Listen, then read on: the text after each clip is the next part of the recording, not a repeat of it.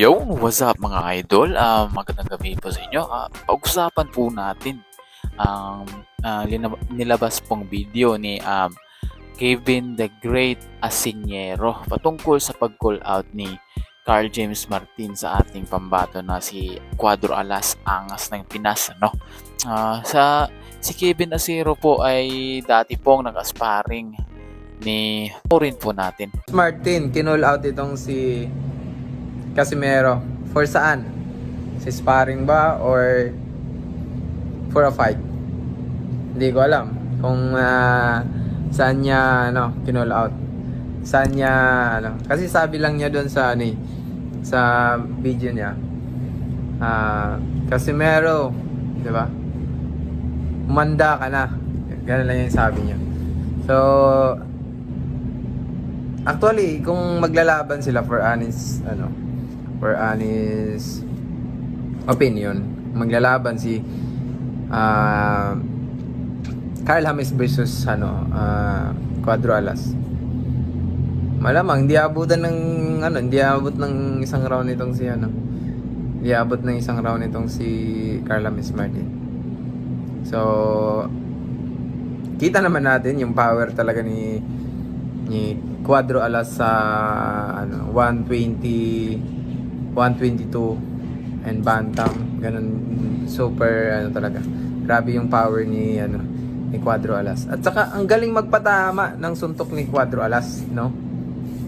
And itong si Carla Miss Martin is kaya lang naman siya marami siyang sumuntok. And then hindi pa siya masyado yung mga suntok niya hindi pa masyadong accurate. Like kung saan niya tina-target, pinapatama niya. 'Di ba? So nakita natin sa nakaraang laban niya nung last. Nitong yung mga ilang araw na nakalipas. So yung mga suntok niya, mga ilang hook pa bago siguro ilang hook yun hindi ganyan natatamaan ng magandang tama itong si Tostado si Garcia.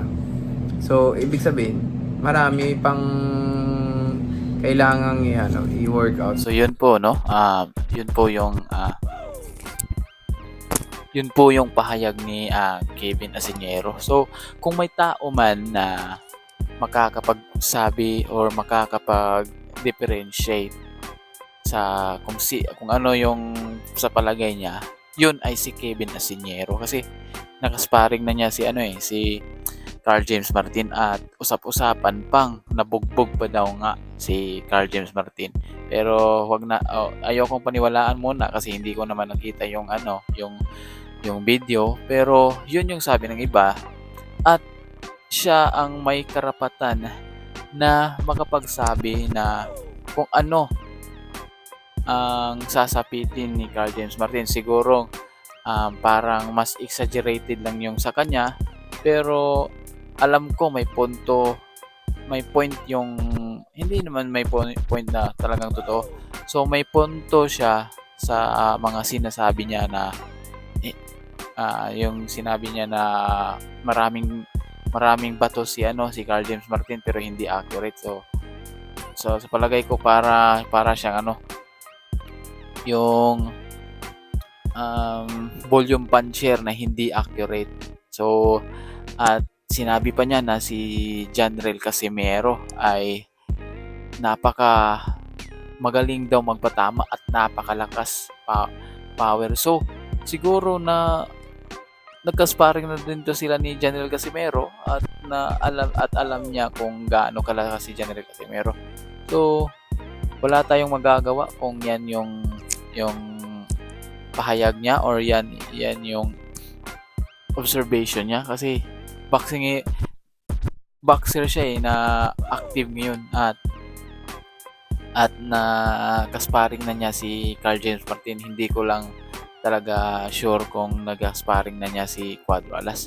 Pero yun, sana po kayo'y nabigyan ng konting kaalaman sa kung ano ang magiging resulta or yung assuming na magiging resulta sa laban ng Carl James Martin at John Riel Casimero sa pamamagitan ng